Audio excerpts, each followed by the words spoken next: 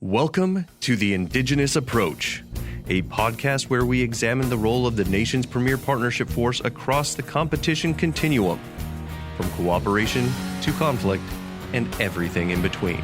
In this episode, we are honored to have Medal of Honor recipient Sergeant Major Matt Williams and Medal of Honor recipient Sergeant First Class Retired Melvin Morris sit down for a discussion about what it means to serve in the Special Forces Regiment. Welcome, Sergeant Major Matt Williams. Currently with 3rd Special Forces Group and have the pleasure of sitting down with Sergeant First Class Retired Melvin Morris, Medal of Honor recipient from Vietnam, served in multiple different SF groups, which I'm sure we'll talk about in depth here shortly. But I was going to give Mr. Morris the floor a minute and introduce himself and tell us a little bit about himself, and we'll go from there. Thanks, everybody, for letting me speak. My name is Melvin Morris, Sergeant First Class, retired, sent multiple tours to Bragg and the Green Beret. We'll talk about our history later. Yeah, I'm sure we'll get deep into the history. One of the highlights I wanted to kind of talk to you about, and again, I want to say first of all, honored to be a part of this.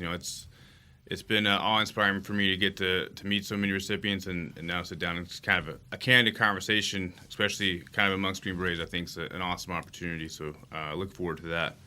But really, just kind of want to talk about a few things. The name of the podcast is Indigenous Approach, and nobody embodied that approach of working with Indigenous folks like our Vietnam era Special Forces guys, and you being one of them. I was wondering if you could kind of talk a little bit about what it was like working with your partner forces there, leading up to kind of your receipt of the award, and the actions taken that day, and just overall in general of how you guys did things back then. Well, I think what I do is kind of hit on my history. I first volunteered for Special Forces in February of 1961, and was selected and transferred to a group in March of 61 and went to SFQC.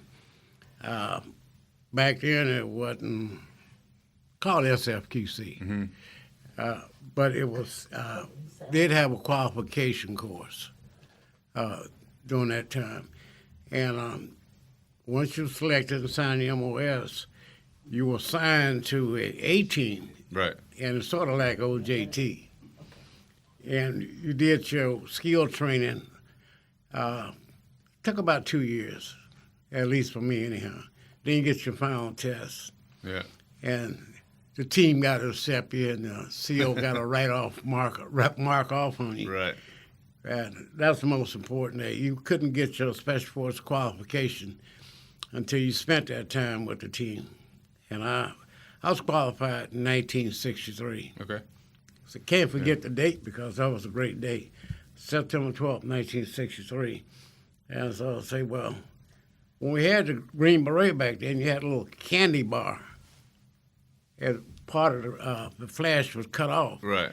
And that meant you weren't qualified. Okay. So you didn't like that. You Right. wanted the whole flash. The whole thing, yes, sir. Yeah, so when you got it was called the S identifier back then. Once you got that, you got the whole flash. So you had an identifier back up your MOS. And it was the 12 series back then. So, I spent all that time, and we had what we call the White Star Mobile Training Teams. 6-month deployments, but I could never grab one. I wanted one so bad, so bad. Because you train and you train, you train, you train. And if you don't deploy, you just say, my training just went to waste. That's right. I want to go. I'm ready. That was before Vietnam. That was during the days of Laos and some of Vietnam, which wasn't publicized. And I waited and waited. Eventually, I got transferred out of the group because of my behavior in 1964. Long story, but I was on Captain Roger Donlan's team before we got to Medal of Honor. And I got injured, and I had to get reassigned. And I was really upset because my two buddies got KIA on that team, and I weren't there. I'd rather been in KIA with them. That's how tight we were. Right. And that's where SF is. That's right. Yes, sir. And so eventually I had to volunteer to get to Vietnam. Before Vietnam, I spent a year and a half in Dominican Republic.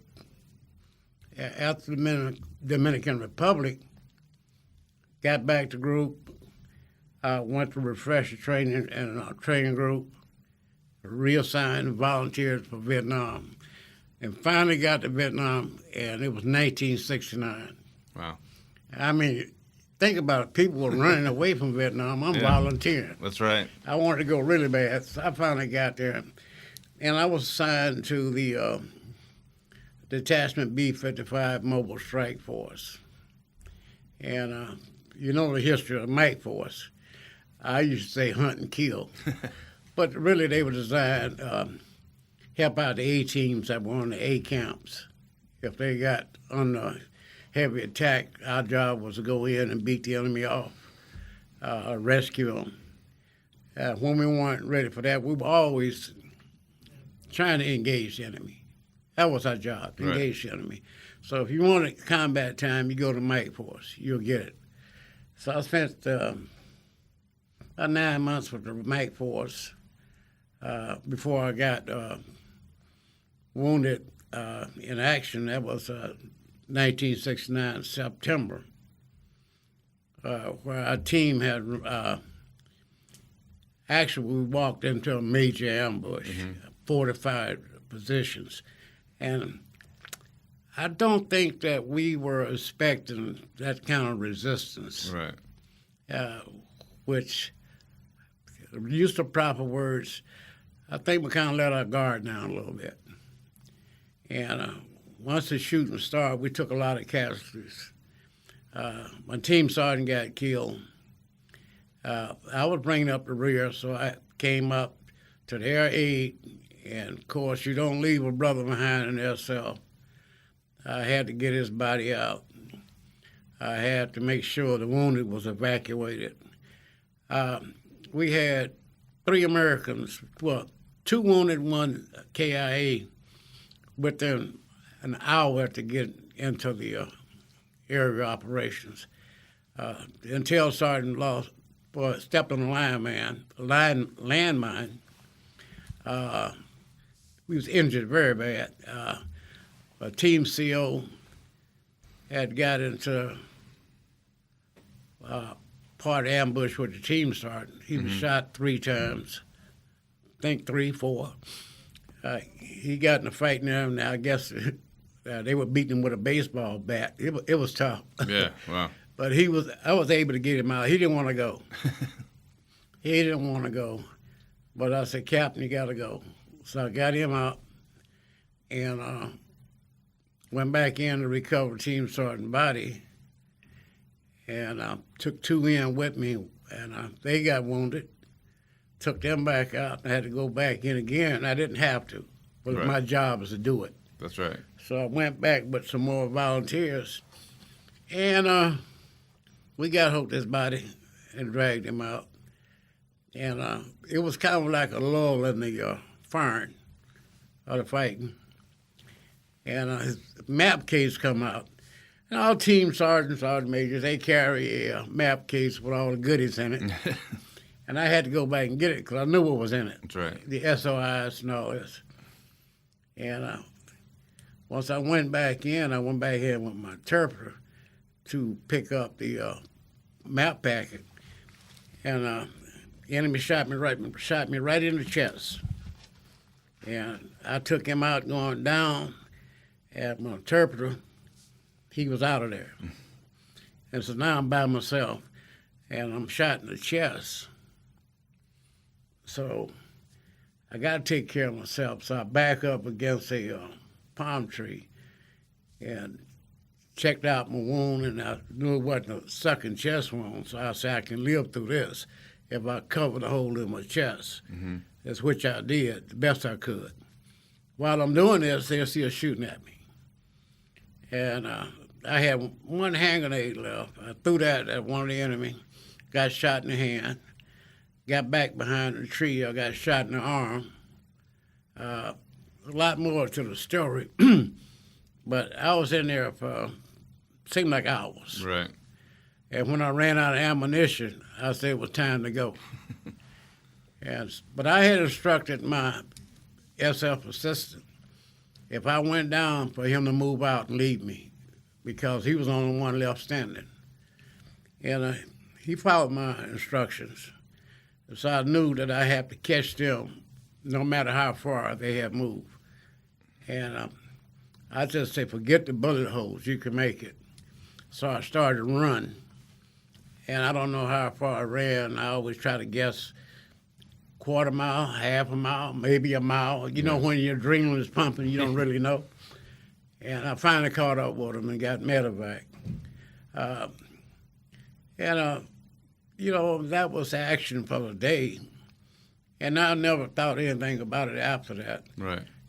And I was awarded this Distinguished Service Cross for that action April of 1970. Okay. But at the same time, I had volunteered to go back to Vietnam. So I was at the parade getting a Distinguished Service Cross, and my orders for Vietnam in the same month. So I was on my way back to Vietnam. And when I went back to Vietnam, I went back to the 5th, and I went to Command and Control North, Mac V. Sog, and a recon team leader. And I survived that one, which is kind of tough to do. Yes, sir. But, you know, that's part of my history with SF. Yeah. Yeah. So we need to know a little something about you, though. Yeah. Well, my history doesn't even begin to touch on it. You know, you mentioned that's your history of SF, and it's funny because that is basically the history of SF, right? You guys back then, Vietnam, as you mentioned, the Mike Force and the Mac V. Sog, and I mean, you guys are what we look up to and train after even to this day. You know, and so it's amazing to be able to sit here and just hear those stories. You know, for me, I joined the Army back in 2005, out of college. You know, it was shortly after 9/11, and that's kind of what drove me to do it. You know, I had that the will and want to serve, kind of like you mentioned, like you knew you wanted to go to Vietnam. You know, and I'm assuming because somewhere inside there you thought it was the right thing to do. You know, serve your country and things. So that was my decision. That's what drove me to do this as well. And I signed up to be an 18 X-ray and join the Army and try my hand at Special Forces, and you know, made it through the course and assigned to 3rd Special Force Group here at Fort Bragg, and done 5 different tours to Afghanistan. And you know, I was awarded the medal a little over a year ago for an action that happened in Afghanistan in 2008. So there was a little bit of break, similar. I was awarded the Silver Star originally, and then it was upgraded. Definitely not as long as a break as yours. You know, I think mine was about 10 years. I think yours was about 44. But I was, excuse me, I didn't mean to cut you off. No, sir. But I was here 2015. Oh, yeah.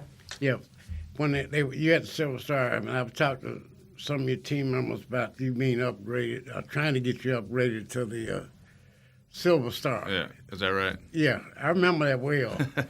And really, I kind of didn't pay attention to it. I was going to ask you, were you the one that I knew that was going to get upgraded, were trying to be upgraded? I didn't really know until I was coming here. I'm not. I don't know. It's so, you know, myself and Ron Scher, who passed recently, but was my medic on the team, and his was upgraded as well. So overall, that team, that mission in 2008, the Shock Valley had 10 Silver Stars awarded for the mission itself, and then 2 of us were upgraded eventually within the past couple of years. You and Ron. That's right. Yeah, Ron was my good buddy. Yes, sir. Yeah. I was with him the last time, and he told me, Melvin, I'm at stage 4. Yeah. Yeah. I hate to hear that, but Yeah. the only thing I can do is just pray for him, you know. That's right. Yes, sir. Yeah, but I remember him talking about you, so I thought I had met you before, but I can't remember. That's possible. Yeah. I heard you travel a lot, so I'm sure you've met plenty of folks. Yeah. But, I never dreamed that I would be a SF soldier because I never thought I fit. Mm-hmm. But it's not how you fit, it's how tough you are. That's right. It's how committed you are, it's how you want something. It's where you're willing to sacrifice to get there. And I guess that's what kept me going because I was in and out of group like a ping pong ball. But, I was determined because this is what I wanted. Yes, sir. And that's what makes SF soldier. We're all not perfect. That's right. Understood. But, I'm so proud to be around any SF soldier, Green Beret, or whatever. It's because people just don't know the quality of the person you're talking to. Yes, sir. So it's like, yes. No, I would tend to agree. I think everybody that eventually, no matter how many times you try, how many times you get after it, the ones that make it, they make it for a reason. It's because Yes. of what's in here and it's what's in their mind, right? That's what gets them through. What really drove you to want to be an SF soldier? A country boy from Oklahoma. Well, that And makes sense. it's kind of been hunting, fishing all my life. Yes, sir. In the woods all the time. And I was in the 82nd Airborne Division Artillery. And somebody say, well, SF is accepting applications. You got to put your 1049 in. That's what we called it back then. Mm-hmm. And I said, I'm going to put in for it. And the guys in the barracks laughed and say, no way in the hell they're going to take you. So you're 18 years old and you're 5'4", 126 pounds. Yeah, they want real men. But I say, heck with this. I put in my paperwork. Yeah. And we went on a jump into Panama, come back, and my paperwork's approved. And I ended up on Smoke Bomb Hill. Yep. That's when they had the wooden barracks. And I say, once I was there, I said, I'm going to stay here. Yeah. And I struggled in and out from 1961 to 82. But I was determined to make it. So I never did quit on anything. Right. Never did quit. And I often thank myself for that no matter how hard the struggle gets, you keep going. Yes, sir. When you can't get up, you fall face down, that's the only time you quit. And that was the philosophy I used. Well, I mean, I'd say it worked out pretty well. Yeah, worked out. You're still sitting here talking about it, so Yeah. you had plenty of reasons to quit. Shot 3 times, out of ammo, behind enemy lines, and that no quit got you here today. So I think we're all happy for that.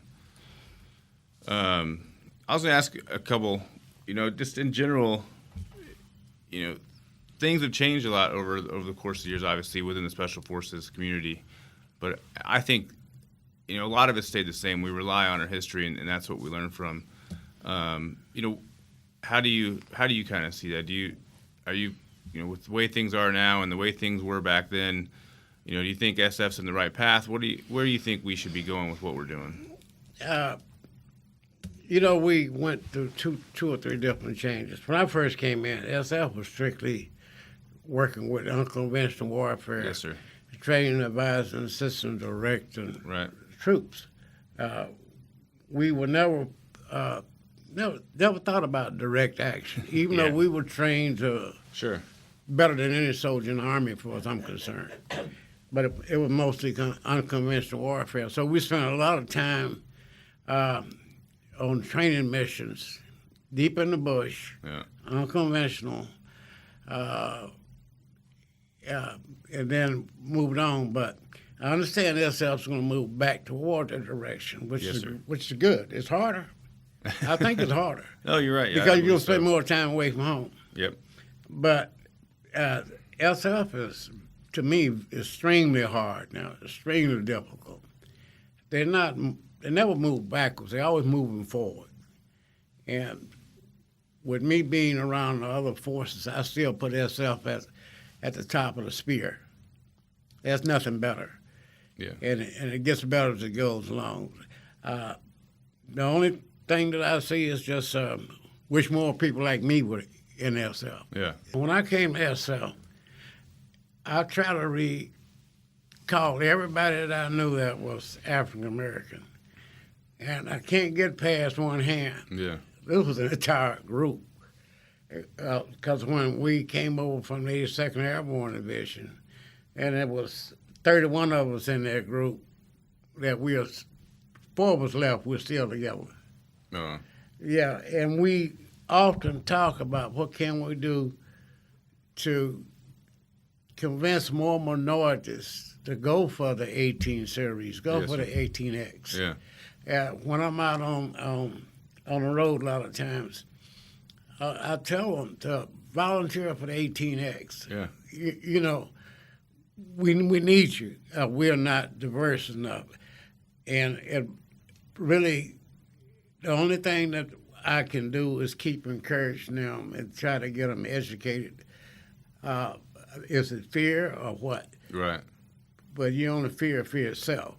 You know, and I try to talk them into coming into SF because we need to be diverse. Yeah. The world is changing. That's true. Yeah. The world is changing. And, you know, if you want to be with the best and you want to do something tough, volunteer for SF. And that's what I tell them. Yeah. You know, I was talking to my friend. A lot of them, well, they'd rather take the time thinking I'm going to be a pro football player than going into the military. True. But no, go into the military and volunteer for SF. Volunteer for Ranger School, Navy SEALs, whatever. Right. But this is your country. This is my country. Do whatever you can, but just don't take the easy way out. Go the tough way. Go the hard way. Yeah. And so the only thing that I can really say is continue. I'm going to continue doing what I do. Mm-hmm. Is when I'm able to talk to minorities, I tell them, volunteer for Special Forces. That's it, bottom line. And I'll have to continue to do that and encourage everybody else to do the same. Yeah. Because I think it's lack of knowledge about the Green Beret. They don't have them, the family background, the history. Right. That helps. They don't have the people to talk to them. They don't know anyone. Right. And if you look at the junk they have on TV, it'll change anybody's mind. Yeah. You see, so we got to get them. I got to get the information that's real world information, not television, not going in kicking down doors and shooting everybody. Yeah. You know, that's not SL. Right. Yeah. So it's lack of knowledge and a lack of someone reaching out, and we need more people to reach out. Try to bring the minorities in. We're in changing times. It's going to have to happen. You know, I'm going back to my experiences way back. One thing that we did lack in 82nd Airborne Division and in the Special Forces, we didn't have officers of minority. Mm-hmm. Our officers, we didn't have those in leadership positions. They were few and far in between. And, you know, sometimes it takes the person of the same minority to be able to talk to somebody else, you know, even to understand, put it that way. Mm-hmm. And so not only reaching down to the level of the enlisted man that's going to 18X, we need officer volunteers. They're not volunteering as far as I can see. Right. You know, and so we got to get them graduate from college, go ahead and hold your hand up, go in the SL. We need you. Yeah. And especially, you know, with the warrant officer program, I thought that was the best thing since bubble gum. That's to retain the experience that you got in SL. But, you know, it's most of them, we're not going to have the minorities become a warrant officer. I know the ones that have so far. Mm-hmm. And but we need leadership at the top. We need diversity at the top, as well as the bottom. So we have to, it's an ongoing process of trying to figure out how do we bring more minorities in. Yes. From all races. Right. From all races. No, yeah, agreed. Yeah. I think that's probably the toughest part in general is it's understanding the way to communicate effectively, across the population, and then compounding the youth the way that the kids are brought up today is making it even harder. Yes. It's that the willingness to want to do something hard is, I think, it's kind of going away, unfortunately. And I think that message was gold right there. I think that kids in all walks of life need to understand that. No matter where you come from, no matter how you're brought up, no matter what you have, what you don't have, that willingness to want to work hard is what it all boils down to. But to do something better and higher, then you can set your goals really high. Right. Yeah. And you go do something like the Q course or volunteer for a Ranger school or volunteer for something hard, and you accomplish that goal, then it makes everything in life much easier. Don't have a fear of not graduating or passing or whatever. Fight for it. That's right. Fight for it. Just like I said, the 31 of us, everyone qualified back then. Yeah. And everyone is passed on except 4 of us. Wow. And we're still true to ourselves right now. Yeah. Yeah. No. And so, but we try to get the word out. We talk often about what can we do to try to bring more minorities, to make ourselves more diverse. Mm-hmm. It's hard. Yeah. It's very hard, and they have to understand that it's not going to ever be a given going to SF. Yeah. So that should make you proud if you can graduate Absolutely. from SF. Yeah, absolutely. I think, I guess that is one of the biggest things is understanding that, the pride that comes with, earning the Green Beret. It's not something you can explain to somebody. It's something, until you kind of feel that, when you're done, you graduated, you earned your beret. It's not something that can be replicated. And that's why I like to get out and try to recruit. That's right. It's not a given. You just don't come in and say, I want to be SF. Yeah. It ain't going to work that way. And it gets harder as it goes along. I try to stay in touch. Mm-hmm. And I ask myself, do you think you could graduate now? I won't answer that. Yeah. I mean, I got to say that you absolutely could. I mean, again, like I said, if nothing else, you got the no quit mentality it takes. So that's been proven time and time again. So, and I think that's a good point. SF needs to be all encompassing of everybody. We need all kind of people from all different backgrounds because we all bring something to the table. We all bring it to the table. We do. I grew up similar to you, small town. Kind of I'd say country boy from Texas, hunting, fishing, things like that. But with the world the way things are going, we need kids from the cities. We need kids that are smart on computers and doing all that kind of stuff. As much as we need the outdoorsmen, kind of guys. It's definitely evolving in that aspect. Yes. Yeah. But let me. I want to stop for a minute. I read your bio, right? I'm good at that. I don't remember. And really, your bio reads something out of a movie with work that you were doing toward the Medal of Honor, or what you had to go through, put it that way. And what drove you like that? I mean, you and Ron both really, I talked to him about what he did. Yes, sir. But now I can hear you. Yeah.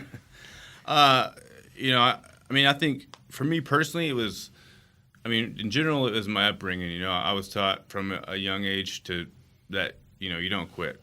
Kind of like you mentioned several times, and I think that's kind of the underlying theme that we'll see is that mentality is kind of the number one thing to be successful in this community. And that's how I was brought up. You don't quit. Do the right thing with strong kind of a strong moral and upbringing. And that's what drove me to serve originally. Was I knew this was the right thing to do. I love my country, and we were the kind of the in between history at that point when I was a kid, and then we had ourselves an issue to deal with being the terror attacks on 9/11. So that kind of drove me to serve, and that's always just kind of been in the back of my mind. But then that day, ultimately, when we found ourselves in the position that we were in, ambushed on the side of a mountain in Afghanistan with, facing relatively overwhelming odds due to the terrain and the way that things were laid out, everything else kind of went away. And there was the only thing that was for sure going to happen in my mind was that all my buddies were coming off that mountain and all going home, dead or alive at first. We found out everybody was alive and everybody got home alive, which is a blessing on its own. But similar to like you mentioned earlier, we're taught, and I, never leave a fallen comrade, right? That's ingrained into you early on in your Army career, and it's a specific focus in the Special Forces community because of the work that we do. Being behind enemy lines and kind of out there on your own, and in your situation, 3 or 4 guys, and your team sergeant gets killed, you got to go get them because you know what's going to happen if you don't. Yes, and that in the back of your mind, that's not something that me personally, that's not something I'm willing to live with. So that's I made the same decision. I think funny enough as you did was, hey, we're getting these guys, and it doesn't really matter what it takes because it's going to take everything it needs to take, if that makes sense. So that's you kind of bring it up, and I think that's funny. And I kind of wanted to ask you the same question: was what drove you to do it? Was it something that you just inherently have, or do you think you kind of learned that and were taught that in your Special Forces training? Taught that in Special Forces training that, it's kind of like an unsung rule, but now it's it's the rule. That's right. We don't leave no brother behind. Yes, sir. Irregardless of the situation. Yeah. And we just had people say, well, what if you can't get them? We don't use that word can't. That's right, yeah. We can't. And right now, we're still like 1,500 possibly POW/MIAs still unaccounted for. Yeah. That's one of the main reasons. Families can never have closure. Yes, sir. And the enemy loves a trophy. Mm-hmm. And we experienced that with Black Hawk Down, yeah. Remember. They will mutilate Americans' body or do everything else in the world. We don't want that. Right. So, bring our buddies home. Could be alive. You don't leave them. Yep. You go in and you do what you have to do. Actually, when you get a SF soldier, you start the fight. You don't know what you got yourself into. Because we're going to get him back. That's right. If possible. Yeah. And that's we live with that now. And I think it's the right thing to do. I agree. I think, I think it's kind of part of it's part training and part kind of the brotherhood that you form with your team. You live and work with these guys for months, years at a time, and they're your family. At a point, and that's the way that I looked at it too. Is I was new to the team. I've been on the team 3-4 months at this point when my action happened, but still those guys are my family. Still keep in touch with them to this day. Yeah. And that's a bond that I don't think that people quite can understand that really can't be built anywhere else. And that's one of the values of our community, of the Special Forces community, is that no matter what, we're still you have Green Beret, I have Green Beret, then we're immediately family from that point forward. And we're going back to.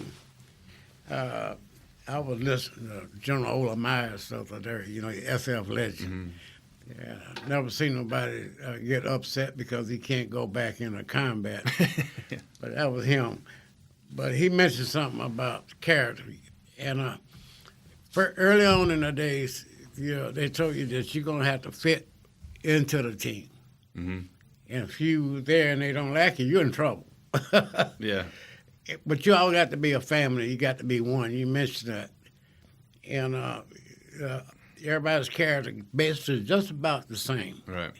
Because you're going to operate independently of each other. And the way SF perform, you operate from 2 to 12. Right. So it's important to be a family, be trustworthy, be dependent on each other. Yes, sir. Have the same character. I think that's what keeps the bond going. Right. Yeah. A lot of changes, some, okay, some are not, but you deal with them. Right. And always a way around them anyhow. Yeah, that's correct. Yeah, and that's kind of what I was kind of getting at when asking you about, how things were for you, and how you see things are today. And I think that the point is, you kind of said, like, yeah, things change. The mission sort of changes, and the atmosphere changes, and the technology changes, but ultimately SF guys, Special Forces guys, still do. We do the same core mission over and over again, and we have for forever. I think that's something really to focus on is how we get overseas, where we go, who we work with, and how we work with them is really key. I was going to kind of ask you a little bit about that, and specifically to your situation. Everybody's heard the story of the Montagnards. Everybody's heard the story of the Vietnamese partner force. Is there any kind of highlights you have from working with those guys, stuff that you learned that you kind of take with you? Well, something different with me and some didn't. I didn't have no problem. I had Cambodians in the beginning. And in fact, right today, my radio operator still talks to me. He's still alive. Is that right? Yeah, we still communicate with each other. You got to establish the same bond. Yeah. But I didn't gift them out or try to buy friendship or nothing. Right. I treat them like they belong to me, and they knew it. They knew it. I didn't play. Right. And the bond grew. We're mission time, but you're an advisor. No, I'm not an advisor. When I'm out there in that bush and things go down, if I take charge, I'm taking charge. And that's the way I operated. Right. And I let my Cambos know it. We had a Cambodian commander, but if he wasn't doing the job, somebody got to step in. That's right. And they knew that. And but they looked up to the American Green Beret if they were treated right, and I kept them. I treat them just as I would American soldiers, and I really enjoy working with them. Yeah. But do it again today. Yeah. Yeah. I mean, I agree. I think that's one of the funnest parts of the job when it boils down to it is getting over there working with those guys. Like I had the pleasure of working with the Afghan commandos a couple different times. And it's the same situation. There's a relationship understanding there that everybody has to know. And you said yourself, if you got to be out there and take charge, then you're going to do it. Mm-hmm. And that's the same situation that we were in early in the Afghan war. And I think it's still that way today. But the highlight of it was that, they're ultimately our partner, and we work with and through them. We're training them and to do what they need to do in their own country, and they see the value in that, and they understand what we're there to do. And that's really how you build that bond. And like you said, still in contact with these guys actually today. Help us achieve our objective. That's true, right? Yeah, there's one thing that I did learn. I never forgot. I can't remember what year. Studying about working with indigenous people is learning their values, learning their mores, learning their customs. Mm-hmm. Treat them the way you want to be treated, but don't break their rules. Right. And we get along fine. So, like you said, I enjoy working with them because you feel like you're accomplishing something if they are doing what you taught them. That's right. Yeah. Yeah. And we're kind of seeing that now where, like you said, we had the working with the indigenous folks, we kind of moved a little bit towards the direct action, mindset and shift, and now that's kind of dialing back, and we're getting back to our roots, kind of find out, right? History repeats itself, as they say. So, I think it's important that we understand, where you guys came from, what you guys did, what you guys learned, and how you guys worked, because that's something that we, are going to continue to have to learn from. We're not doing anything new, and we're not trying to reinvent the way we operate. We're getting back to our roots, and that's why I think there's such value in this conversation, and the ability to sit down and talk to the guys like you that did it from the beginning. That's extremely important. So as you mentioned, I was talking about the length of your award. You're awarded the Distinguished Service Cross originally back in, what did you say, 1969 or 69. Mm-hmm. And then 44 years later, you get a phone call. And it's one of the most interesting setups to a phone call ever. I can speak from experience. I was going to ask a little bit about that, how all that happened for you, especially being, disconnected and out of the military for so long. Being away from the military for so long, you get a phone call from Department of Defense, Department of Army. I told my wife, I said, you know what, something's wrong with this. Because, when you ever have top secret clearance. You it's in there. Right. You reach that point. You're told to keep your mouth shut. Yeah. And I was telling them, I say, well, who's going to call me the man in black? Because, I said, did I say something wrong? I said, are they going back and find something that they ready to put me in jail for or what? Because I didn't have a clue. Right. Yeah. And I was very curious, and she told me, well, you got to be by the phone the next day. And I worried. And I was by the phone 12:30. Colonel Davis called.